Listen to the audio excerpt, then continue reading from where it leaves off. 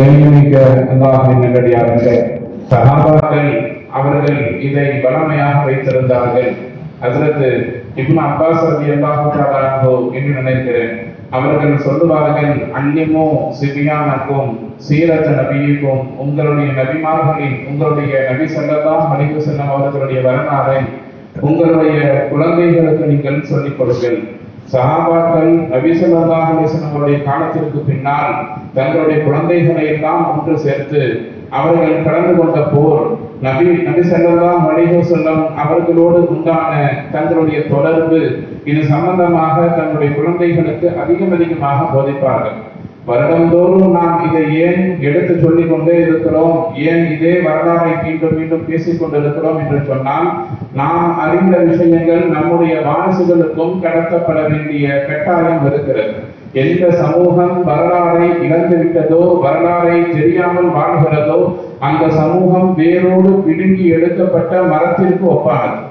தன்னுடைய மார்க்கம், அந்த மார்க்கத்தை இந்த உலகத்திற்கு சொன்னவர்கள், அவர் பிறந்தது, அவர் வாழ்ந்தது, அவருடைய வாழ்க்கையில் நடந்த விஷயங்கள், இவையெல்லாம் தெரியாமல் ஒரு சமுதாயம் வளர்ந்தால், நம்முடைய குழந்தைகள் வளர்ந்தால், அடுத்த தலைமுறை எப்படி இருக்கும்னு சொன்னா, ஈமானின் மீதும் இஸ்லாத்தின் மீதும் அறவே பிடிப்பில்லாதவர்களாக வாழ்ந்து விடுவார்கள். எனவேதான் குழந்தைகளுக்கு வரலாறுகள் அவசியம், கடத்தப்பட வேண்டிய கட்டாயம் இருக்கிறது. இந்த மிஅராஜ் என்பது வெறுமனே ரசூலுல்லாஹி ஸல்லல்லாஹு அலைஹி வஸல்லம் அவர்கள் பூமியிலிருந்து வானத்தை நோக்கி சென்று மீண்டும் திரும்பி வந்த ஒரு சாதாரணமான பயணம் அல்ல. பல்வேறு விதமான படிப்பினைகள். இந்த மிஅராஜில அல்லாஹ் ஸுப்ஹானஹு வ தஆலா ஏராளமான படிப்பினைகளை வைத்திருக்கிறார். இந்த உம்மத்திற்கு அல்லாஹ் ஸுப்ஹானஹு வ தஆலா தந்த அற்புதங்களின் ஆக பெரும் 2 அற்புதங்களில் மிஅராஜும் ஒன்று. என்ன அப்படி பெரிய இது நம்மிடத்திலே அப்படி என்ன பெரிய ஒரு தாக்கத்தை ஏற்படுத்துகிறது, என்ன படிப்பினையை தருதுன்னு சொன்னா, முதல் விஷயமாக திருமறையில் அல்லாஹ் ஸுப்ஹானஹு வ தஆலா அதிகமாக சொல்லுகிறார், இன்னல்லாஹ அலா குல்லி ஷைஇன் கதீர். அல்லாஹ் ஸுப்ஹானஹு வ தஆலா எல்லா விஷயங்களின் மீதும் ஆற்றல் பெற்றவர். அல்லாஹ் ஸுப்ஹானஹு வ தஆலாவுடைய ஆற்றலுக்கு முன்னால் நம்முடைய கற்பனைகள் தோற்று போகுமே தவிர இறைவனின் சக்தியில் எந்த விதமான குறைபாடும் இல்லை என்பதைத்தான் இந்த வரலாறு நமக்கு சொல்லக்கூடிய முதல் படிப்பினை. அல்லாஹ் நாடினால் ஒரு மனிதனை, ஒரு நபியை பூத உடலோடு மக்காவில் இருந்து பைத்துல் முகத்தஸுக்கு கொண்டு செல்ல முடியும். மிஅராஜினுடைய அந்த வரலாறை பற்றி அல்லாஹ் ஸுப்ஹானஹு வ தஆலா சூரா இஸ்ராவில் பேசும் பொழுது 15வது ஜுஸுல, சுப்ஹானல்லதி அஸ்ரா பிஅப்திஹி லைலன் மினல் மஸ்ஜிதில் ஹராம் இலல் மஸ்ஜிதில் அக்ஸா. மஸ்ஜிதுல் ஹராம் என்று சொல்லப்படக்கூடிய காபா இருக்கக்கூடிய அந்த பள்ளிவாசலிலிருந்து பலஸ்தீனத்தில் இருக்கக்கூடிய பைத்துல் முகத்தஸிற்கு ஒரே இரவில் கொண்டு போய் சேர்த்த அந்த அல்லாஹ் ஸுப்ஹானஹு வ தஆலா பரிசுத்தமானவன் என்று சொல்றார். எவ்வளவு தூரம், இரண்டுக்கும் எவ்வளவு தூரம்? கிட்டத்தட்ட சமகாலத்தில் கணக்கு சொல்லணும்னா 1250 கிலோமீட்டர் தூரம். 1250 கிலோமீட்டர் தூரத்தை ஒரு நொடி பொழுதில் அல்லாஹ் ஸுப்ஹானஹு வ தஆலா நபி ஸல்லல்லாஹு அலைஹி வஸல்லம் அவர்களை கொண்டு சென்றான். இந்த இடத்தில் யோசிக்கிறோம், இது எப்படி சாத்தியம்? இன்னல்லாஹ அலா குல்லி ஷைஇன் கதீர். அல்லாஹ் நாடினால் எல்லா விஷயங்களின் மீதும் ஆற்றல் பெற்றார். என்னுடைய குடும்பத்துல என்னால் தாங்க முடியாத ஏராளமான இழப்பு, இவ்வளவுதான் கஷ்டம் இல்லை, எவ்வளவோ நான் கஷ்டப்பட்டுட்டேன். நம்பிக்கையோடு இருங்கள். இன்னல்லாஹ அலா குல்லி ஷைஇன் கதீர். அல்லாஹ் ஸுப்ஹானஹு வ தஆலா எல்லா விஷயங்களின் மீதும் ஆற்றல் பெற்றவர். இன்ன மஅல் உஸ்ரி யுஸ்ரா. உங்களுடைய கஷ்டத்தை சந்தோஷமாக மாற்றுவதற்கு இறைவனுக்கு நொடி பொழுது கூட தேவைப்படும். இந்த மாதிரி நம்முடைய வாழ்வின் எல்லா இடத்திலேயும் இந்த வசனத்தை நம்மால் பொருத்தி பார்க்க முடியும். நபியை தன்னின்பால் அழைப்பதற்கு சக்தி பெற்ற இறைவன் என்னுடைய காரியத்தை லேசாக்குவான், என்னுடைய நோயை லேசாக்குவான், என்னுடைய மனைவி மக்களுடைய நோயை லேசாக்குவான், என்னுடைய நஷ்டத்தை அல்லாஹ் சரி செய்வான். இப்படி நாம் எங்கெல்லாம் நம்முடைய அந்த உறுதியை இழக்கிறோமோ அந்த இடத்துல மிஅராஜ் உங்களுக்கு பாடம் சொல்லிக் கொடுக்கும். மிஅராஜுடைய பயணம் அங்கிருந்து உங்களுக்கு படிப்பினை சொல்லும். கவலைப்படாதீர்கள், கஷ்டப்படாதீர்கள். நபிக்கு ஒரு கஷ்டம் வந்த பொழுது தன்பால் அழைத்துக் கொண்ட இறைவன் உங்களுக்கு சிரமம் என்று வரும் பொழுது மன உறுதியோடு நீங்கள் இறைவனை நம்பினால் அல்லாஹ் ஸுப்ஹானஹு வ தஆலா அந்த கஷ்டத்தை நீக்குவதற்கு ஆற்றல் பெற்றவன் இன்னல்லாஹ் அலா குல்லி ஷைஇன் கதீர். அல்லாஹ் ஜல்லஷானஹு தஆலா எல்லா விஷயங்களின் மீதும் சக்தி பெற்றவன் என்கிற அந்த இறைவசனத்தை, அதனுடைய பொருளை நம்முடைய மனதில் ஆழமாக நிலைநிறுத்த வேண்டும். காரணம், மிஅராஜ் சாத்தியத்திற்கு அப்பாற்பட்ட விஷயங்களை சாத்தியமாக்கியவை.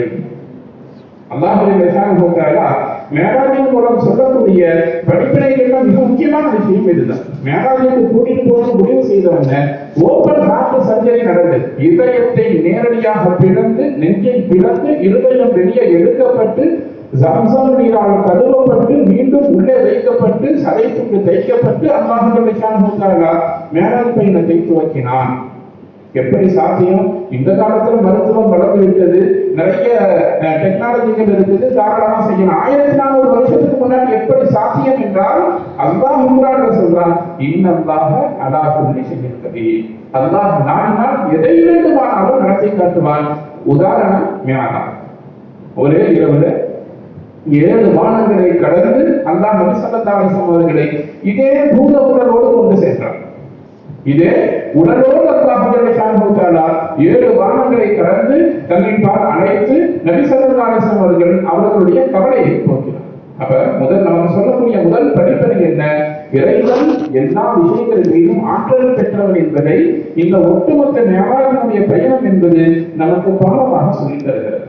இரண்டாவது, இந்த மிஅராஜின் மூலம் ஆகிய இமாம்கள் முன்னோர்கள் நமக்கு சொல்லித் தரக்கூடிய படிப்பினை என்ன அப்படின்னு சொன்னா, ஒரு பொறுப்பு அல்லது ஏதாவது ஒரு பதவிகள் உங்களிடத்தில் வரும் பொழுது மக்களை சமமாக அனுசரித்து இழுத்து செல்ல வேண்டும்.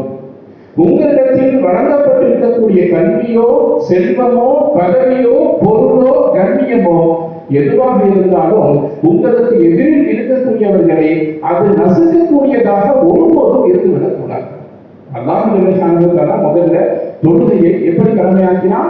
50 பேர் 50 தொழுகை நம்ம மீது கடமையாக்கப்பட்டு அதை சந்தோஷமாக வாங்கிட்டு ஹஜ்ரத் ஸல்லல்லாஹு அலைஹி வஸல்லம் அவர்கள் கீழே வரும் பொழுது மூசா அலைஹிஸ்ஸலாம் என்ன சொன்னாங்க? இந்த தொழுகையை உங்களுடைய உம்மத்தால் தாங்க முடியாது. சொல்றவங்க யார்? மூசா அலைஹிஸ்ஸலாம். கேட்கக்கூடியவங்க யார்? ரசூலுல்லாஹி ஸல்லல்லாஹு அலைஹி வஸல்லம். இந்த நேரத்தில் இந்த வரலாறை அப்படியே நிறுத்திவிட்டு இன்னொரு விஷயத்திற்கு நான் வருவோம். நம்முடைய வீட்டுல நமக்கு 2-3 குழந்தைகள் இருக்கிறாங்கன்னு வைக்கிறேன். அந்த குழந்தைகள் ஏதாவது ஒரு தவறு செய்கிறாங்க. உதாரணம், கன்னியாசுமரி ஒரே சத்தம் போட்டிருக்கிறாங்க, இல்ல என்னுடைய குழந்தை அடிச்சிருச்சு, என் குழந்தை உங்க குழந்தை பேசிருச்சு அப்படின்னு சொன்னா, ஒரு பெற்றோர் நம்முடைய வீட்டுக்கு வர்றாரு. ஒருத்தர் நம்முடைய வீட்டுக்கு வர்றாரு, வந்து என்ன சொல்றாரு? ஏங்க உங்க பையன் கொஞ்சம் கூட சரியில்லை, இந்த பாருங்க என்னுடைய பையன் அழைச்சு கொடுத்தாரு, இந்த பையன் சொல்றது வேலை செய்யறாரு, இந்த மாதிரி செஞ்சாங்க. நம்முடைய குடும்பத்தாளர்களின் மீது, நம்முடைய குழந்தைகளின் மீது, நம்முடைய வீட்டிற்கு வந்து ஒருவர் குறை சொன்னால் நமக்கு தெரியும் உண்மையிலேயே நம்முடைய குழந்தையின் மீது தவறு இருக்கிறது என்று நாம் அறிந்திருந்தாலும் கூட நாம் என்ன சொல்லுவோம்னா, என் பையன் அந்த மாதிரிலாம் செய்யறவன் கிடையாது, என்னுடைய பையன் அப்படிப்பட்ட பையன் இல்லை, என்னுடைய குழந்தையை நான் அப்படி வளர்க்கவில்லை என்று நம்முடைய குடும்பத்தையோ நம்முடைய குழந்தைகளையோ ஒருபோதும் சமுதாயத்திற்கு மத்தியில் நாம் விட்டுக் கொடுப்பதற்கு தயாராக இருக்கவே மாட்டோம். மனசுக்கு நல்லா தெரியும் சூழ்நிலைகள் எல்லாம் சரியாக இருக்கும், இருந்தாலும் விடாப்படியாக நம்முடைய குழந்தைகளை காப்பாற்றுவதற்கான வேலைகளை தான் 100% மக்கள் பார்க்கலாம். நாம் எங்கேயுமே ஏமா என்னுடைய பையன் தப்பு செஞ்சுட்டான், தயவு செய்து மன்னித்துக் கொள்ளுங்கள் என்று கேட்கக்கூடிய பெற்றோர்களை நாம் பார்த்ததும் இல்லை, கேள்விப்பட்டதும் இல்லை. இந்த இடத்தில் நாம் ஏன் இதை சொல்ல வேண்டும்னா, ரசூலுல்லாஹி ஸல்லல்லாஹு அலைஹி வஸல்லம் மூசா அலைஹிஸ்ஸலாம் யாரை பற்றி சொன்னார்கள்? அவர்களுடைய கௌமாகிய நம்மை பற்றி தான் மூசா அலைஹிஸ்ஸலாத்து வஸலாம் அவர்கள் சொன்னாங்க, உங்களுடைய உம்மத்து தாங்காது. அப்ப ரசூலுல்லாஹ் என்ன செஞ்சிருக்கணும்? நம்மை மாதிரி பேசலாம்டா, என்னுடைய உம்மத்தை பற்றி எனக்கு தெரியும், என்னுடைய உம்மத்துகள் தொழுவார்கள், 50 தொழுகையை ஏற்று நடப்பார்கள் என்று ரசூலுல்லாஹி ஸல்லல்லாஹு அலைஹி வஸல்லம் மூசா அலைஹிஸ்ஸலாம் அவர்களிடத்திலே திருப்பி பேசி இருக்கலாம். ஆனால் ரசூலுல்லாஹ் என்ன செஞ்சாங்க?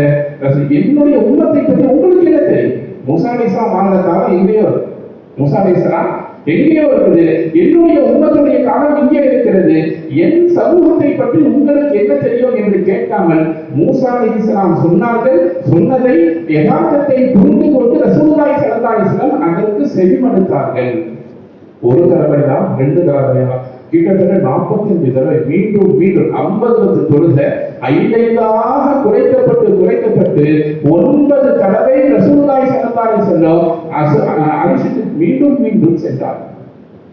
இந்த வரலாறு நடந்தது உண்மை. இது சொல்லக்கூடிய படிப்பினை என்னன்னா, உங்களிடத்தில் நபி ஸல்லல்லாஹு அலைஹி வஸல்லம் அவர்களுக்கு இருந்ததை போல நுபுவத் இருந்தாலும் கூட உங்களுக்கு முன்னால் இருந்து பேசக்கூடியவர்கள் யதார்த்தமாக ஏற்றுக்கொள்ளக்கூடிய ஒரு உண்மையை பேசினால், அதில் உண்மை இருந்தால் அதை மனதார ஏற்றுக்கொள்ளுங்கள். நபி ஏற்றுக்கொண்டதை போல உங்களுக்கு முன்னால் ஒரு விஷயம் பேசப்படுகிறது, ஒரு விஷயம் செய்யப்படுகிறது, அதில் உங்களுடைய கருத்துக்கு முரண்பட்டு இருந்தாலும் கூட நபி ஸல்லல்லாஹு அலைஹி வஸல்லம் அவர்கள் இங்கிருந்து நமக்கு ஒரு படிப்பினையை சொல்லுகிறார்கள். நபியை போல உங்களுடைய குடும்பத்தார்களின் மீதோ மற்றவர்களின் மீதோ ஏதாவது ஒரு இடத்தில் திருத்தங்கள் சொல்லப்பட்டால் நபியை போல் நீங்கள் ஏற்றுக்கொள்ளப்படுங்கள். மூணாவது மேலாக சொல்லக்கூடிய படிப்பினை என்ன? அஸ்ஸலா, தொழுகை. தொழுகையினுடைய முக்கியத்துவம். மார்க்கம் புனியன் இஸ்லாமா நாசாசி 5 காரியங்கள் மார்க்கத்தின் அடிப்படை தொழுகை, நோன்பு, ஜகாத், ஹஜ் எல்லாவற்றுக்கும் மேலாக கணியம். இதுல நோன்பு, ஜகாத், ஹஜ் இவையெல்லாம் திருமறையின் மூலம் நமக்கு கடமையாக்கப்பட்டவை. உங்களின் மீது நோன்பு கடமையாக்கப்பட்டிருக்கிறது என்று சூரா அல் பக்ராவுடைய வசனத்தின் மூலம் இந்த சமூகத்திற்கு நோன்பை கடமையாக்கினான். உங்களில் யாரின் மீது ஹஜ் கடமையாக இருக்கிறதோ போனால் சண்டை செய்யாதீர்கள், சச்சரவு செய்யாதீர்கள், கெட்ட வார்த்தையை பேசாதீர்கள். ஹஜ்ஜுக்கான கடமையை அல்லாஹ் குர்ஆன்ல வச்சு சொல்றான்.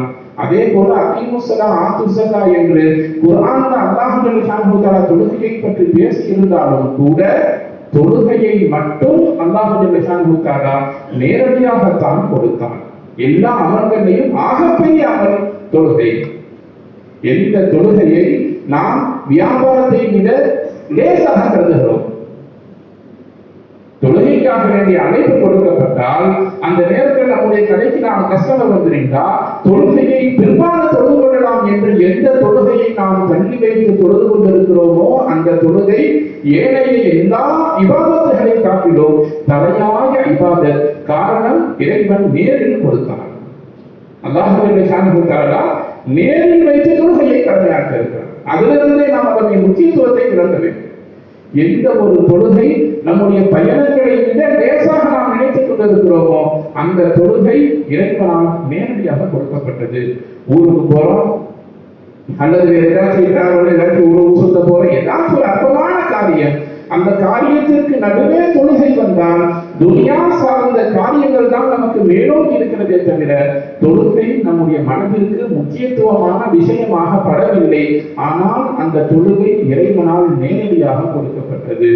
போர்க்களத்தில் நின்று மார்க்கத்திற்காக போராடுகிறீர்கள், சொந்த காரியத்துக்காக இல்ல, ஷரியத்திற்காக, மார்க்கத்திற்காக எதிரியோடு போர்க்களத்திலிருந்து நேருக்கு நேராக சண்டை போட்டுக் கொண்டிருந்தாலும் கூட தொழுகைக்கான நேரம் வந்தால் அந்த போர்க்களத்திலிருந்து வெளியே வந்து ஒரு ரக்காத்தை நீங்க தொழுகணும், ஒரு கோம் அங்க சண்டை போடணும். 100 பேர் சண்டை எடுக்கிறாங்கன்னு சொன்னா போர்க்களத்தில் தொழுகக்கூடிய தொழுகைக்கு என்று தனி சட்டம் இருக்கிறது.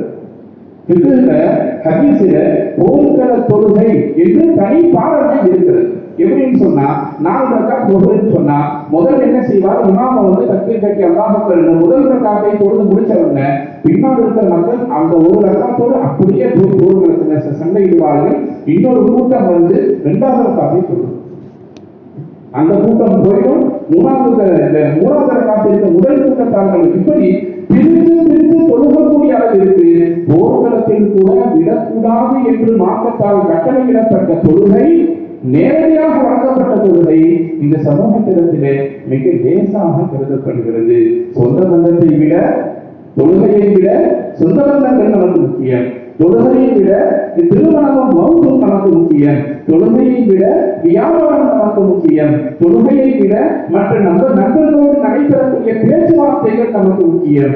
தொழுகையை விட என்னுடைய அதிகாலை தூக்கம் முக்கியம் என்று இந்த சமுதாயம் தொழுகையை விட்டும் வெகு தூரம் சென்று கொண்டிருக்கிறது. எந்த தொழுகையை விட்டு நாம் விரண்டோடி கொண்டிருக்கிறோமோ அந்த தொழுகை இறைவனால் இதே ஞானத்துடைய இரவில் வைத்து நேரடியாக கொடுக்கப்பட்டது. மேலாக சொல்லக்கூடிய மூன்றாவது படிப்பனை என்னன்னா தொழுகையினுடைய முக்கியத்துவம். நான்காவது இரண்டு ஹரம் ஷரீஃப்களுக்கான முக்கியத்துவம். அல்லாஹ் நபி ஸல்லல்லாஹு அலைஹி வஸல்லம் அவர்களை கூட்டிட்டு போகணும் முடிவு செஞ்சவன் எங்கிருந்து அழைத்து சென்றான் என்பதை குர்ஆன்ல சொல்லும் பொழுது சுப்ஹானல்லாஹி அஸ்ரா பிஅப்திஹி லைலன் மினல் மஸ்ஜிதில் ஹராம், மஸ்ஜிதுல் ஹராம் என்று சொல்லப்படக்கூடிய கஅபா அமையப்பட்டிருக்கக்கூடிய அந்த பள்ளிவாசலிலிருந்து மஸ்ஜிதுல் அக்ஸாவை நோக்கி அல்லாஹ் ஜல்லல்லாஹு தஆலா கொண்டு சென்றான். அப்ப இதில் நாம் விளங்க வேண்டிய இன்னும் ஒரு சில படிப்பினைகள் இருக்கிறது. நாம் செய்யக்கூடிய எந்த நல்ல காரியங்களின் துவக்கமாக இருந்தாலும் சரி, அது பள்ளிவாசலை சுற்றி அமையக்கூடியதாக இருக்க வேண்டும். ஏன் கல்யாணத்தை ரசூலுல்லாஹி ஸல்லல்லாஹு அலைஹி வஸல்லம் காலகட்டத்தில் கல்யாணத்தை கொண்டு வந்து பள்ளியில வச்சா நடத்துறாங்க, ரசூலுல்லாஹி காலத்துல வீட்டுல போய் நடத்திக்கிட்டாங்க.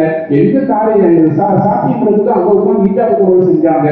நான் ஏன் பள்ளிவாசல் வச்சு என்னுடைய குழந்தையின் திருமணத்தை செய்ய வேண்டும் என்று யாராவது நினைத்தால் விலகிக் கொள்ளுங்கள். அஸ்லாம் யாப்திஹி லைலன் மினல் மஸ்ஜிதில் ஹராம், மிஅராஜை முடிவு செய்த அல்லாஹ் ஜல்லல்லாஹு தஆலா மிஅராஜின் துவக்கத்தை பள்ளிவாசலில் தான் வைத்தான்.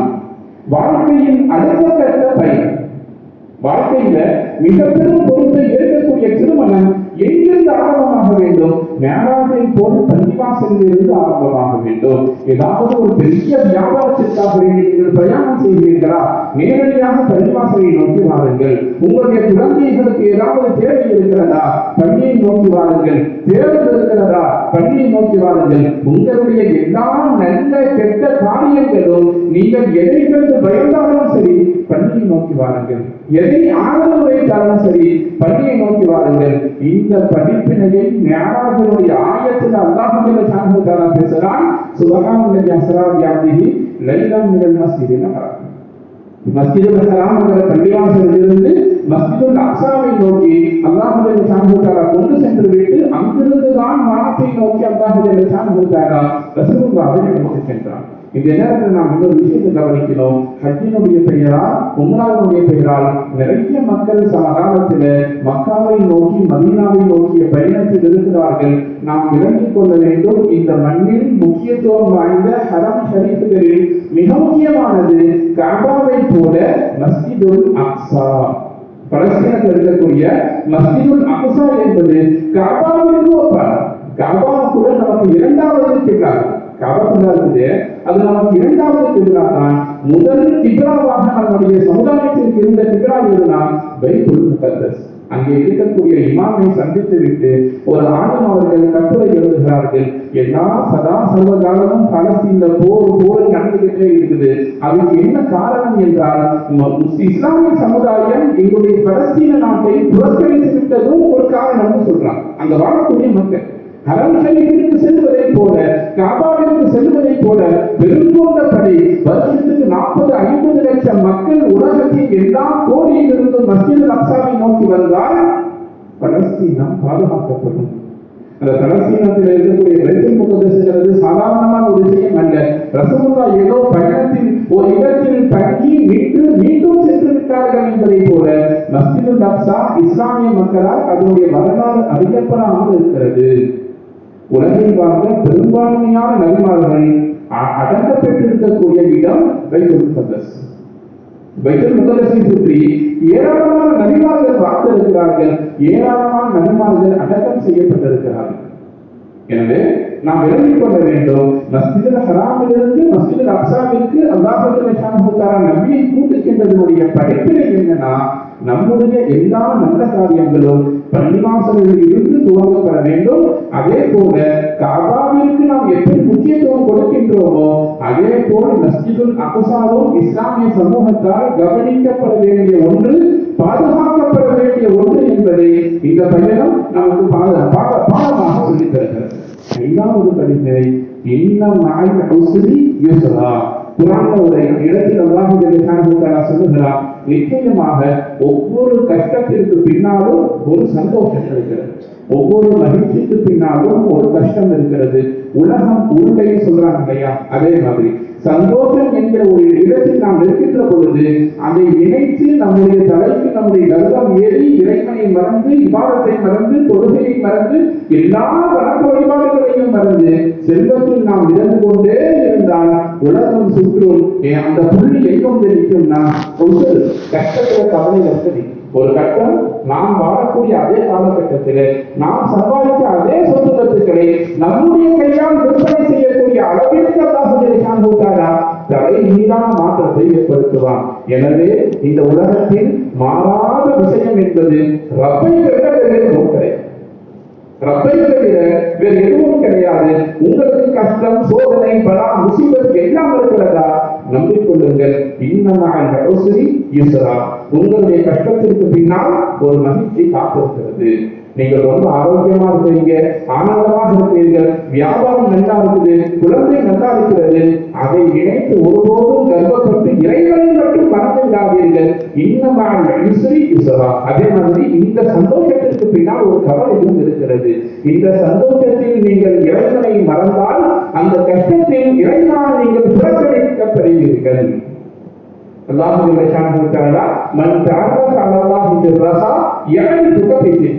சந்தோஷத்துல இறைவனை நீங்கள் நினைக்கின்ற பொழுது கஷ்டம் வந்தால் இறைவன் உடனடியாக உங்களை திரும்பி பார்ப்பார். அதைத்தான் இந்த வரலாறு படிப்படியாக சொல்லுது.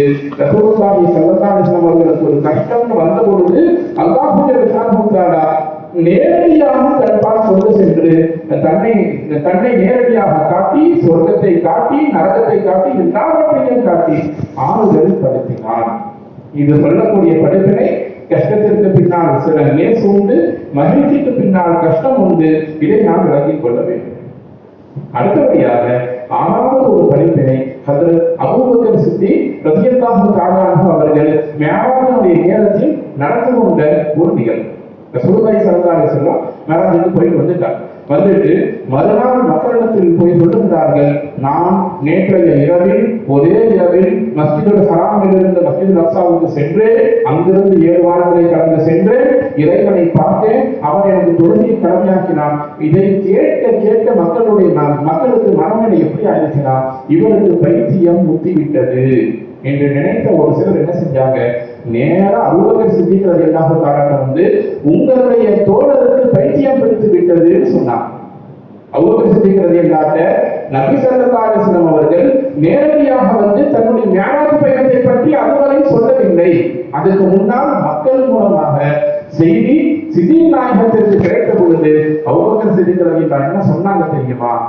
என்னுடைய தோழர் ஹஜ்ரத் ரசூலுல்லாஹி ஸல்லல்லாஹு அலைஹி வஸல்லம் அவர்கள் இந்த விஷயத்தை உண்மையில் சொல்லி இருந்தால் அது சத்தியமாகத்தான் இருக்கும். அது நிச்சயம் உண்மை. சொன்னது யார்? நபி ஸல்லல்லாஹு அலைஹி வஸல்லம் அவர்கள் கூட இல்லை. மக்களுக்கு காஃபிர்கள் வந்து மிஅராஜுடைய செய்தியை சொன்ன பொழுது ஹஜ்ரத் சித்திக் நாயகம் அவர்கள் அதை உண்மைப்படுத்தி வைத்தார்கள். கண்களை மூடிக்கொண்டு நம்பினார்கள் அல்லாஹ்வையும் அல்லாஹ்வுடைய ரசூலையும். கேட்கப்பட்டது, எப்படி நம்புறீங்க? உங்களுக்கு எப்படி இந்த நம்பிக்கை வந்தது என்று கேட்டபோது அன்றாடம் வானத்திலிருந்து ஹஜ்ரத் இப்ராஹீம் அலைஹிஸ்ஸலாத்து வஸ்ஸலாம் அவர்கள் கொண்டு வரக்கூடிய வகையை நாங்கள் நம்புகிறோம். அதே ரசூலுல்லாஹி ஸல்லல்லாஹு அலைஹி வஸல்லம் மேல போனாங்கன்னு சொன்னா அதை நான் எப்படி நம்ப அவருக்கு முடியும்?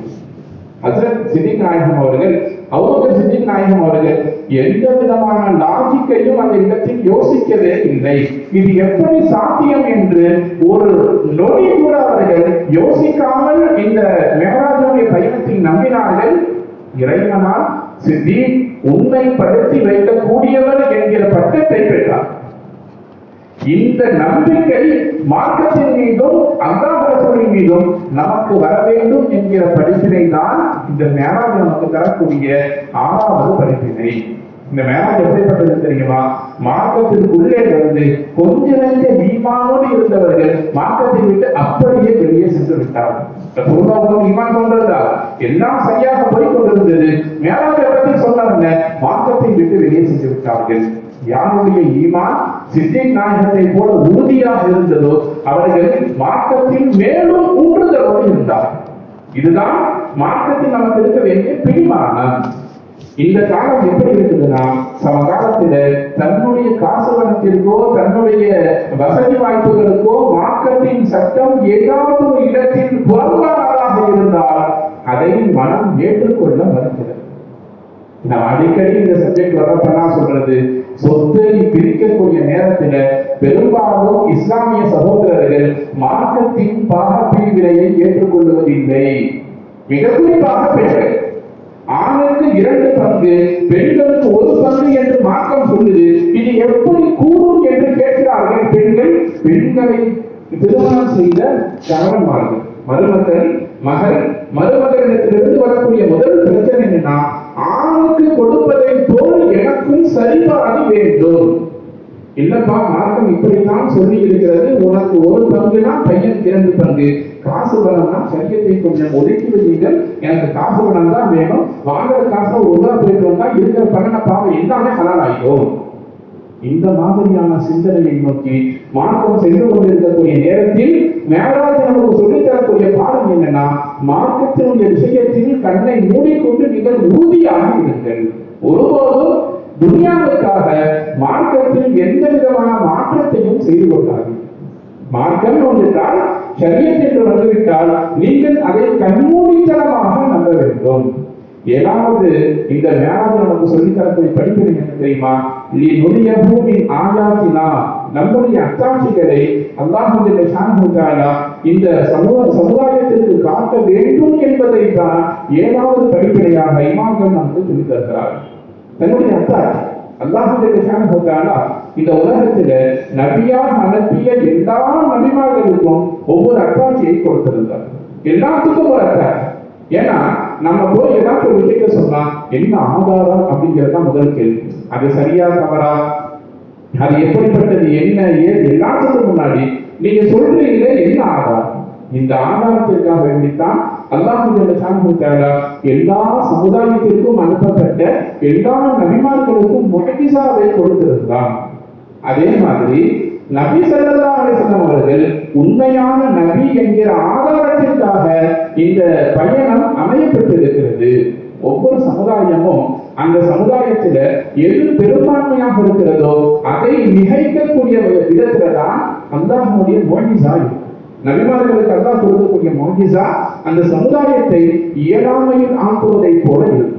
மூசா அலைஹிஸ்ஸலாத்துடைய காலத்துல அவர்கள் சூரியக்கலையில் பெரும்பான்மையாக இருந்தார்கள். நபி மூசா அலைஹிஸ்ஸலாம் அந்த சூரியக்காரர்களுக்கெல்லாம் பெரிய வித்தையை காட்டினார்கள். தடியை கீழே போட்டாங்க, பாம்பாக மாறியது. தடியை கொண்டு அடித்தார்கள், கடல் பிளந்தது. தடியை கொண்டு இழுத்தார்கள் சொன்னால் மரத்தில் இருக்கக்கூடிய கனிகள் எல்லாம் கீழே வந்தது. இப்படி மூசா அலைஹிஸ்ஸலாம் நபி ஈசா அலைஹிஸ்ஸலாமுடைய காலகட்டத்தில் மருத்துவம் மிக பிரதானமானதாக இருந்தது. எனவே அல்லாஹ்வுடைய ஷானஹு தஆலா அந்த மக்களால் சாத்தியப்படாத ஒரு மருத்துவத்தை ஈசா அலைஹிஸ்ஸலாமுக்கு கொடுத்தார். பரம்பரை குஷ்டரோகிகள் மீது கை வைத்தால் ஷிஃபா கிடைக்கும், குருடர்கள் மீது கை வைத்தால் ஷிஃபா கிடைக்கும். இப்படி எல்லா வியாதிகளையும் நீக்கக்கூடியவர்களாக ஈசா அலைஹிஸ்ஸலாம் இருந்தார். ரசூலுல்லாஹி ஸல்லல்லாஹு அலைஹி வஸல்லம் அவர்கள் விஞ்ஞானம் உச்சத்தில் இருக்கக்கூடிய காலகட்டத்தில் நபியாக அனுப்பப்பட்டவர்கள். ரசூலுல்லாஹ் இருக்கக்கூடிய காலகட்டத்தில் விஞ்ஞானம் என்பது அந்த அளவுக்கு இல்லை, அந்த அளவுக்கு விஞ்ஞானத்தினுடைய வளர்ச்சி இல்லை. ஆனால் காலத்தினுடைய ஓட்டம் அன்னைக்கு சஹாபாக்கள் அதை ஏற்றுக்கொள்ள தயங்கி இருக்கலாம், ஆனால் ஏற்றுக்கொண்டார்கள். எப்படி வானத்தை நோக்கி நாம் போக முடியும், நாம் எப்படி மேலே எழுத முடியும் என்றெல்லாம் யோசிக்கிறேன். ஆனால் இன்றைக்கு விஞ்ஞானம் அதை சாத்தியப்படுத்தி காட்டியிருக்கிறது. மனிதன் விண்வெளியை நோக்கிய பயணத்தை ரொம்ப லேசாக டூர் மாதிரி போயிருக்காங்க. இதற்கு சுற்றுலா என்பது பூமியில் நடப்பதை தாண்டி விண்வெளியை நோக்கி சுற்றுலா போகக்கூடிய காலகட்டத்தில் மேலாஜ் நமக்கு சொல்லித் தருகிறது. இதுவெல்லாம் இறைவனின் அத்தாட்சி, இதை பார்த்து இறைவனை ஈமான் கொள்ளுங்கள் என்று சொல்லுகிறது. இந்த மேலாஜ் சொல்லித் தரக்கூடிய அடுத்த கட்ட படிப்பினை என்னன்னு சொல்லி சொன்னா, அல்லாஹ்வுடைய ஷானஹு தஆலா சொர்க்கத்திலும் நரகத்திலும் இருக்கக்கூடிய காட்சியை மக்கள் ரசூலுல்லாஹி ஸல்லல்லாஹு அலைஹி வஸல்லம் காட்டினார். ரசூலுல்லாஹி ஸல்லல்லாஹு அலைஹி வஸல்லம் அல்லாஹ்வை மட்டும் பார்க்கவில்லை, சொர்க்கத்தை பார்த்தார்கள், நரகத்தை பார்த்தார்கள். சொர்க்கத்துக்குள்ள போனாங்க. ரசூலுல்லாஹி ஸல்லல்லாஹு அலைஹி வஸல்லம் அழகான நறுமணம் வீசி, அழகான நறுமணம். ஜிப்ரீல் அலைஹிஸ்ஸலாம் கேட்டாங்க, இது என்ன நறுமணம்? பிராவுனுடைய காலத்தில் பிராவுனுக்கு சாதியமாக பணியாளராக இருந்து தன்னுடைய எல்லா குழந்தைகளும் நெருப்பில் போட்டு கருதப்படுவதை பார்த்து ஈமானோடு தன்னுடைய உயிரை இறைவனுக்காக கொடுத்த அந்த பெண்மணியிடத்திலிருந்து வீசக்கூடிய வாசம் தான் இது என்று சொன்னார். வரலாறு நீளமானது. அல்லாஹ்வுடைய ஷானஹு தஆலா சொர்க்கத்தை காட்டினார், அதே போல நரகத்தையும் காட்டினார். ஒரு சில மக்கள் நரகத்தில் எப்படி இருந்தார்கள் சொல்லி சொன்னா, ரத்த ஆறில் மிதந்து கொண்டிருந்தார்கள், ஆறாக ரத்தம் ஓடிக்கொண்டிருந்தது, அதில் மக்கள் இறந்து கொண்டிருந்தார்கள். ரசூலுல்லாஹுக்கு இந்த காட்சி காட்டப்பட்டது. ரசூலுல்லாஹ் கேட்டாங்க ஜிப்ரீல் அலைஹிஸ்ஸலாம் இடத்துல, இது என்ன, இந்த மனிதர்கள் இப்படி வேதனை செய்யப்பட்டுக் கொண்டிருக்கிறார்கள், இவர்கள் தான் கத்தியை உண்டவர்கள் என்று சொன்னார்கள். ரசூலுல்லாஹ்வுக்கு நரகத்தினுடைய காட்சி காட்டப்பட்டு வட்டியை உண்ணக்கூடியவர்கள் நாளை நரகத்தில் ஓடக்கூடிய ரத்த ஆற்றில் மிதந்து கொண்டிருப்பார்கள். இன்னும் ஒரு சில மக்களை காட்டப்பட்டது. அல்லாஹ் கூட வந்த ஜிப்ரீல் அலைஹிஸ்ஸலாம் கிட்ட ரசூலுல்லாஹ் கேட்டாங்க, அந்த மக்கள் என்ன செய்தார்களா, இரும்பினால் ஆன நகங்களை கொண்டு தங்களுடைய முகத்தை அவர்கள் கிழித்துக் கொண்டிருந்தார். ஏன் இப்படி வேதனை செய்யப்படுகிறார்கள் இந்த மக்கள் என்று ஜிப்ரீல் அலைஹிஸ்ஸலாத்தில் கேட்கப்பட்ட பொழுது ஜிப்ரீல் அலைஹிஸ்ஸலாம் ரசூலுல்லாஹ்வுக்கு சொன்னாங்க, வாழக்கூடிய காலகட்டத்தில் இவர்கள் மனிதர்களுடைய மாமிசத்தை உண்டார்கள் என்று சொன்னார். அது என்ன மனிதர்களின் மாமிசம் என்றால், மக்களை பற்றி புறம் பேசிக் கொண்டிருந்தார்கள். ஒரு சஹாபி ரசூலுல்லாஹ்வுடைய மஜ்லிஸுக்கு வந்த பொழுது, உன்னுடைய வாயிலிருந்து மாமிசத்தின் வாடை வீசுகிறது, வாயை சுத்தப்படுதுன்னு சொன்னாங்க ரசூலுல்லாஹி ஸல்லல்லாஹு அலைஹி வஸல்லம். நான் மாமிசம் எல்லாம் உண்ணவில்லைன்னு சொன்னப்ப, வரக்கூடிய வழியில் ஏதோ ஒரு நபரை பற்றி நீ புறம் பேச இருக்கிறாய், அதுதான் உன்னுடைய வாயிலிருந்து வரக்கூடிய வாடை என்று ரசூலுல்லாஹி ஸல்லல்லாஹு அலைஹி வஸல்லம் சொல்லி புறம் பேசுவதனுடைய அழுத்தத்தை அந்த சஹாபிக்கு உணர்த்தினார்கள். இதே விஷயம் தான் மேலும் நடந்தது. ஜிப்ரீல் அலைஹிஸ்ஸலாம் என்ன சொன்னாங்கன்னா, இவர்கள் மக்களை பற்றி புறம் பேசினார்கள், அதனுடைய தண்டனை என்ன, நாளை மறுமையில் நரகத்தில் இரும்பினால் ஆன நகங்களை கொண்டு தங்களுடைய முகத்தை அவர்கள் கிழித்துக் கொண்டிருப்பார்கள். இன்னும் நிறைய நபர்களுடைய அந்த வேதனைகளை பற்றி எல்லாம் ரசூலுல்லாஹி ஸல்லல்லாஹு அலைஹி வஸல்லம் அவர்களுக்கு அந்த நரகத்தின் மிஅராஜுடைய பயணத்தின் பொழுது எடுத்துக்காட்டப்பட்டதை நாம் இங்கே நினைவு கூற வேண்டும். இவையெல்லாம் நமக்கு சொல்லித்தரக்கூடிய பாடம். நாம் செய்யக்கூடிய ஹைர் நல்லவைகளாக இருந்தாலும் சரி, நாம் செய்யக்கூடிய ஷர்றுகள் தீமைகளாக இருந்தாலும் சரி, ஒரு நொடி கூட நம்மை விட்டு நீங்காமல் அவை அனைத்துக்கும் நாம் பதிலை பெற்றுக்கொண்டாக வேண்டும். நாம் நன்மையை செஞ்சோம்னா அதற்குண்டான கூலி நிச்சயம் நமக்கு கிடைக்கும் என்று நாம் நம்பினால் நம்பிக்கொள்ளுங்கள். நாம் செய்யக்கூடிய பாவங்களுக்கான விளைவும் இறைவனிடத்திலிருந்து வரும். அதை இந்த மேராஜுடைய பயணத்தின் போது வானகத்தில் வைத்து அல்லாஹ் நபி ஸல்லல்லாஹு அலைஹி வஸல்லம் அவர்களுக்கு காட்டினார். எல்லாவற்றுக்கும் மேலாக இந்த மேராஜனுடைய பயணம் என்பது நமக்கு சொல்லித்தரக்கூடிய அற்புதமான இறுதியான ஒரு படிப்பினை என்னன்னு சொல்லி சொன்னால், நல்லோர்களுடனான தொடர்பு நமக்கு வேண்டும்.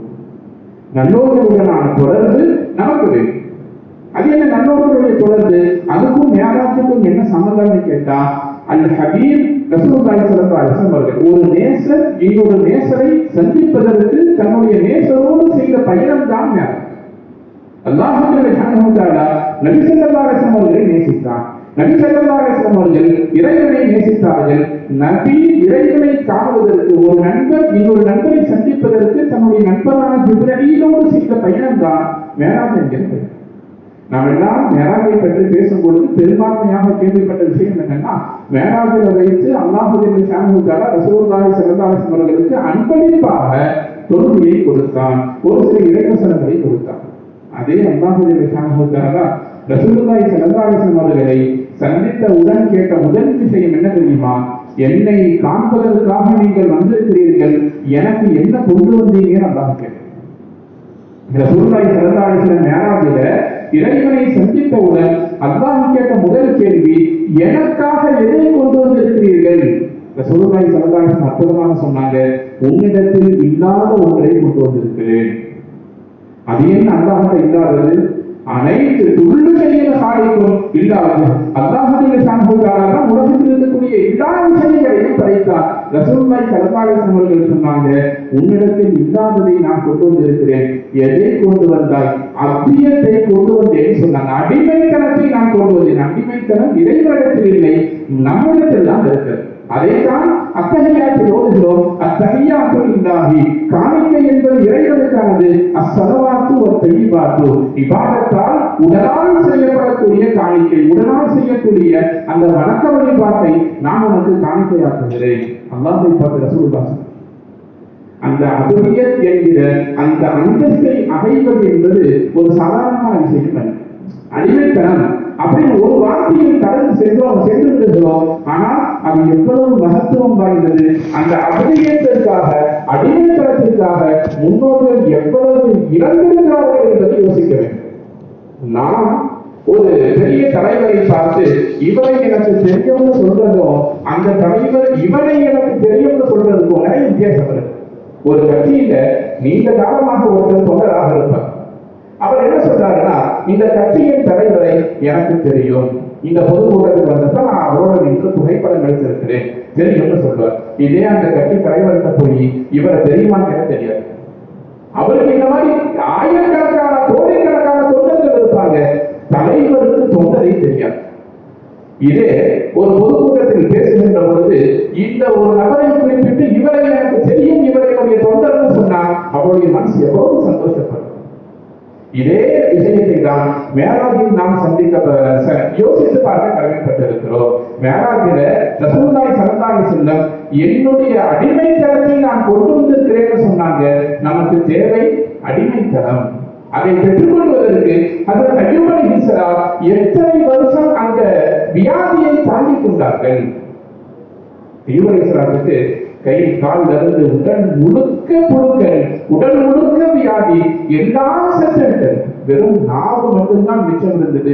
சிரித்தார்கள் அய்யூப் அலைஹிஸ்ஸலாம். துஆ செய்யுங்க என்று கேட்டபொழுது கூட மனைவி அவரை விட்டு விரண்டோடி விட்டால், மகன்கள் போயிட்டாங்க, தனிமரமாக இருந்து கொண்டிருக்கிறார் அய்யூப் அலைஹிஸ்ஸலாம். அவ்வளவு கஷ்டம், அவ்வளவு சோதனை, அவ்வளவு கொடுமை இருந்தாலும் சிரித்துக் கொண்டிருந்தார். காரணம் கேட்ட பொழுது என்ன சொன்னாங்கன்னா, என்னுடைய நாவு சலாமத்தாக இருக்கிறது, இந்த நாவின் மூலம் நான் இறைவனை தஸ்பீஹ் செய்து கொண்டிருப்பேன் என்று அய்யூப் அலைஹிஸ்ஸலாம் சொன்னாங்க. அப்ப நாவிலும் அவருக்கு வியாதி வந்த பொழுதுதான் ரப்பி அன்னி மஸ்ஸனிய துர்ரு அன்த அர்ஹமுர் ராஹிமீன் சொன்னார். அய்யூப் அலைஹிஸ்ஸலாம் என்ன சொன்னாங்க, யா அல்லாஹ் நீ எனக்கு கஷ்டத்தை கொடுத்தாய்ன்னு சொல்லுங்க, எனக்கு கொஞ்சம் கஷ்டமா இருக்குது, நீ ரஹ்மத்துல் லில் ஆலமீன் சொன்னார். இதை சரி செய்து கொடு என்று கூட கேட்கல, எனக்கு கொஞ்சம் சோதனை வந்திருக்கிறது, நீ ரஹ்மத்துடையவன், பாவம் பண்ணுங்கன்னு சொன்னான். இதற்காக அவர்கள் கொடுத்த விலை என்ன? 18 இருந்து 25 ஆண்டு காலத்திற்கும் மேலாக வியாதியை தாங்கிக் கொண்டிருந்தவர்கள் அய்யூப் அலைஹிஸ்ஸலாம். முடிவு என்ன தெரியுமா? வல்குர் அபுதனா அய்யூப் அல்லாஹ். பெரும்பான்மையான நபிமார்களுக்கு கிடைக்காத வார்த்தை அது. என்ன வார்த்தை? என்னுடைய அடியார் அய்யூப்னு சொல். என்னுடைய அடியார். இதைத்தான் நாம் ஆரம்பத்தில் உதாரணமாக சொன்னோம். அந்த தலைவன் இந்த தொண்டனை பார்த்து இவர் எனக்கு தெரியும்னு சொன்னா என்ன சந்தோஷம், அதைத்தான் அல்லாஹ் காட்டினா, இவர் என்னுடைய அடியார், என்னுடைய அடியார் அய்யூபை பாருங்கள், அவரை பற்றி நீங்கள் நினைவு கூறுங்கள். அந்த பாக்கியம் கிடைப்பதற்கு அய்யூப் அலைஹிஸ்ஸலாம் அத்தனை வருட காலத்தை அர்ப்பணித்தார்கள். இதே அபூபக்கர் சித்திக் ரலியல்லாஹு தஆலா அன்ஹு அவர்கள் அவருடைய ஜிப்ரீல் அலைஹிஸ்ஸலாம் ஒரு நாள் ரசூலுல்லாஹ்ட்ட வந்து சொல்றாங்க, யா ரசூலுல்லாஹ், சித்திக் நாயகத்துடைய அபூபக்கர் சித்திக் ரலியல்லாஹு அன்ஹுடைய ஒரு காரியத்தை அல்லாஹ் ஜல்லல்லாஹு தஆலா நேசிக்கிறான், விரும்புகிறான், எனவே நீங்கள் அவருக்கு அல்லாஹ் சலாம் சொன்னதாக சொல்லுங்கள்னு சொல்றாங்க. இறைவனின் புறத்திலிருந்து சலாம் அபூபக்கர் சித்திக் ரலியல்லாஹு தஆலா அன்ஹு அவர்களுக்கு வருகிறது. ரசூலுல்லாஹி ஸல்லல்லாஹு அலைஹி வஸல்லம் அந்த சலாத்தை எத்தி வைக்கிறார்கள். கேட்கிறாங்க, ரசூலுல்லாஹ், நீங்கள் அப்படி என்ன நல்ல காரியம் செய்தீர்கள்? எனக்கு கொஞ்சம் பல்லுவலி, அதை நான் தாங்கிக் கொண்டேன். எனக்கு கொஞ்சம் பல்லுவலி, அதை நான் தாங்கிக் கொண்டேன். எத்தனை நாள பல்லுவலி? 7 வருடமாக பல்லுவலி. 7 வருடமாக பல்லுவலி, அதை நான் தாங்கிக் கொண்டேன். நீங்கள் என்னிடத்தில் கூட சொல்லவில்லையே, ஒரு ஹபீபை பற்றி இன்னொரு ஹபீபிடத்தில் நான் எப்படி குறை பேச முடியும் என்று சொன்னார். இறைவன் நேசன், நீங்கள் என்னுடைய நேசர், அந்த நேசனை பற்றி இந்த நேசனத்தில் நாம் எப்படி குறை சொல்ல முடியும்? இறைவனுக்காக தாங்கிக் கொண்டேன். 7 வருட காலம் அவர்கள் இந்த வேதனையை தாங்கிக் கொண்டார்கள். விரைவு அல்லாஹ் சலாம் சொல்லிவிட்டார். ஒரு ஆயத்தோடு நாம் நிறைவு செய்ய வேண்டும். அல்லாஹ் ஜல்லல்லாஹு தஆலா ஒரு வசனத்தில் இப்படி பேசுவான், மௌத்தாகக்கூடிய அந்த இறுதி தருணத்தில் நண்பர்களுடைய அந்த சகவாசம் குறித்து பேசுகின்ற பொழுது ஒவ்வொரு ஆத்மாவையும் பார்த்து அல்லாஹ் ஜல்லல்லாஹு தஆலா சொல்லுவார், நம்முடைய நோக்கம் அதுவாகத்தான் இருக்க வேண்டும். என்ன நோக்கம்? அந்த ஜனாஸாவை கொண்டு போய் கபர்ல அடக்கணும். அந்த இமாம் அவர்கள் தண்ணியை ஊற்றி சொல்லுவாங்க இல்லையா, யா அய்யத்துஹன் நஃப்ஸுல் முத்மஇன்னா இர்ஜிஇ இலா ரப்பிக ராதியத்தன் மர்தியா ஃபதுகுலி ஃபீ இபாதி வதுகுலி ஜன்னதி.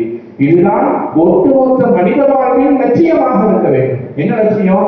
யா அய்யத்துஹன் நஃப்ஸுல் முத்மஇன்னா, நிம்மதி பெற்ற ஆன்மாவே, யா அய்யத்துஹன் நஃப்ஸுல் முத்மஇன்னா இர்ஜிஇ இலா ரப்பிகி, உன்னுடைய இறைவனின் பால் நீ வந்து சேர்ந்து விடு. அல்லாஹ் என்ன சொல்றான்? ஒவ்வொருவரையும் பார்த்து உன்னுடைய இறைவன்கிட்ட வந்துரு, உன்னுடைய அத்தாண்ட வந்துருன்னு சொல்லி எப்படி ஒரு குழந்தையை நாம் அழைப்போம், வா அத்தாண்ட வா அம்மாட்ட வா சொல்லி எவ்வளவு பாசத்தோடு அழைப்போம். அந்த பாசத்தோடு இறைவன் நம்மை பார்த்து அழைக்கிறான். யா இறுதி ராமேயத்தம் மறுமையா, இறைவனை நீ பொருந்திக் கொண்டவனாக உன்னை இறைவன் பொருந்திக் கொண்டிய நிலையில் நீ என்னிடத்தில் வருவாயாக என்று ஒரு ஆத்மாவை அழைத்தான். அல்லாஹ் அழைத்து சொல்லுவான், என்னுடைய அடியார்களின் கூட்டத்தில் நீ வந்து நுழைந்து கொள் என்று ஒவ்வொரு ஆன்மாவையும் பார்த்து சொல்லுவான். அந்த செய்தி எந்த ஆன்மாவிற்கு வஃபாத்தின் பொழுது கிடைக்கிறதோ அவர்கள் வெற்றியாகும்.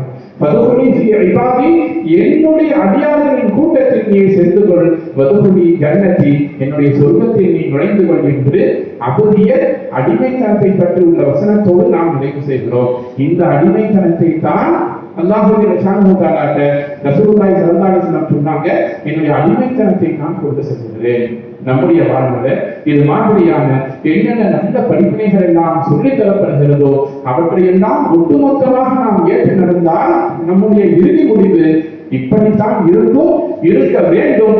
எப்படி இருக்கணும்? அல்லாஹ் அழைக்கக்கூடிய நஃப்சுல் முத்மஇன்னாவாக நம்முடைய ஆன்மாக்கள் மாறி போக வேண்டும்.